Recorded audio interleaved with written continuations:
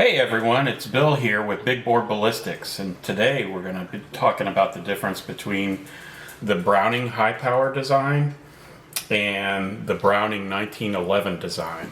And first we'll confirm that they're unloaded. Empty chamber. And the magazine's out.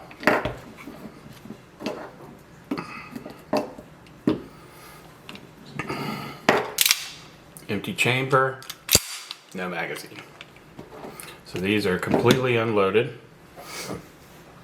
And just a little bit of history on these. They're both pre-war hammer-fired single-action semi-automatic pistols of the famous gun inventor John Moses Browning. The 1911, as you may guess, was designed in 1911 for the United States military. He sold the design to the Colt Company, and John Browning was actually designing the high-power pistol in the 1930s up until the time of his death. And they're both revolutionary designs that have shaped the modern handguns we know today.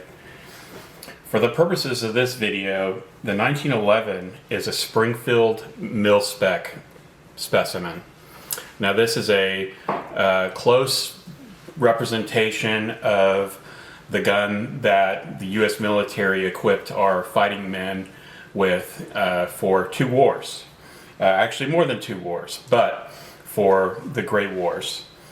Our high power representative is the Springfield SA-35, which is a close clone of the Browning high power itself. But this is a high power design, and this came out probably, I don't know, about 3 years ago from Springfield Armory. It's a really nice pistol. So let's do a little bit of an overview. 1911 pistols, most of the time, are chambered in 45 ACP. But they can be chambered in other rounds, like 9mm, 22 long rifle even, for smaller, or actually some full-size examples, but also, as you'll see, smaller scaled-down versions of the 1911. 10mm, and I guess that the king daddy of the 1911 10mm is the Colt Delta Elite. 38 Super, which has a nice Colt following, and even 40 Smith & Wesson. Most high powers, on the other hand, are chambered in 9mm. That's the round that it was designed for. But some manufacturers have made it in 40 caliber S&W as well, and that's including Browning itself through FN.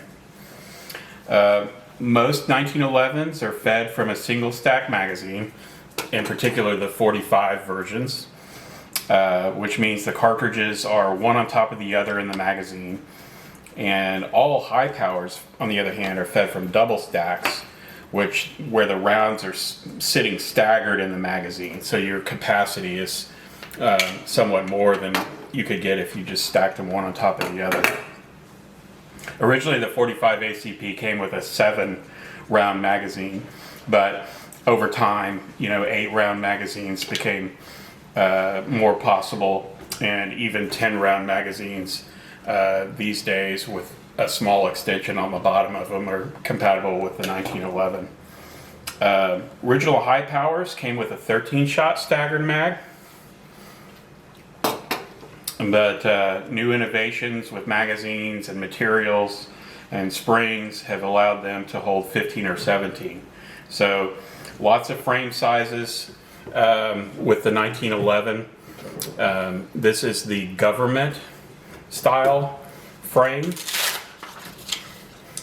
There's also a commander frame, which the difference here is the government has a 5-inch barrel, the commander has a 4.25-inch barrel.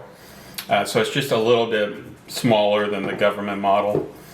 There's also the officer's ACP frame, and I believe even another one that's smaller than that, the Defender, if I recall correctly, which is really a strange look from a proportion standpoint because the barrel's really short.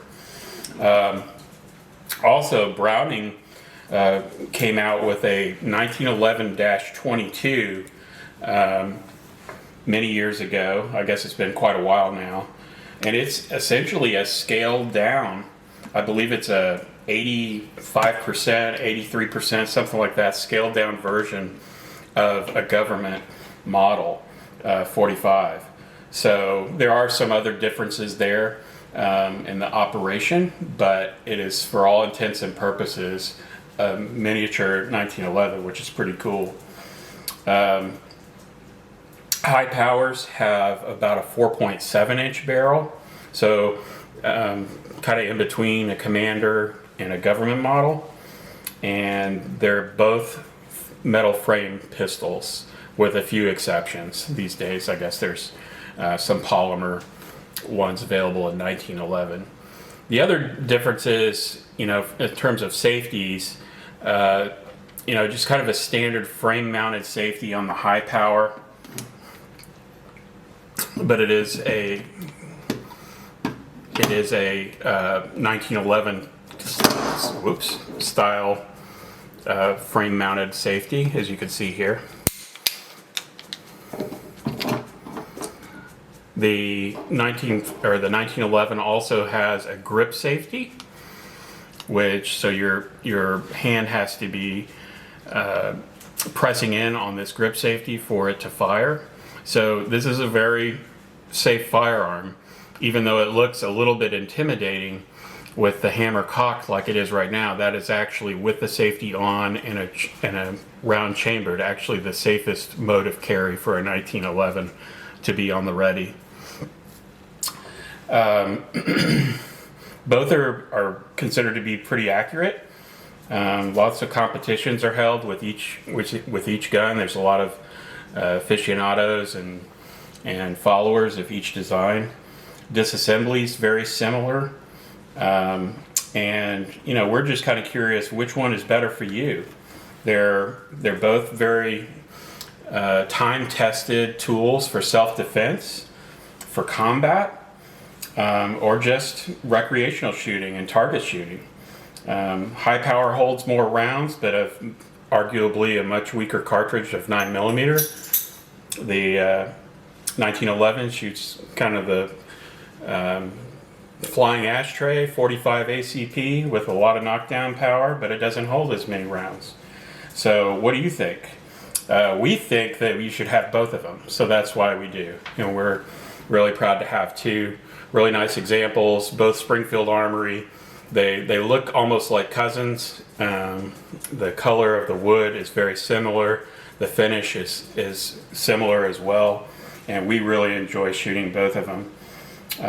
Well, we hope you found this presentation educational, or at least enjoyable. So we hope to see you next time. See you later.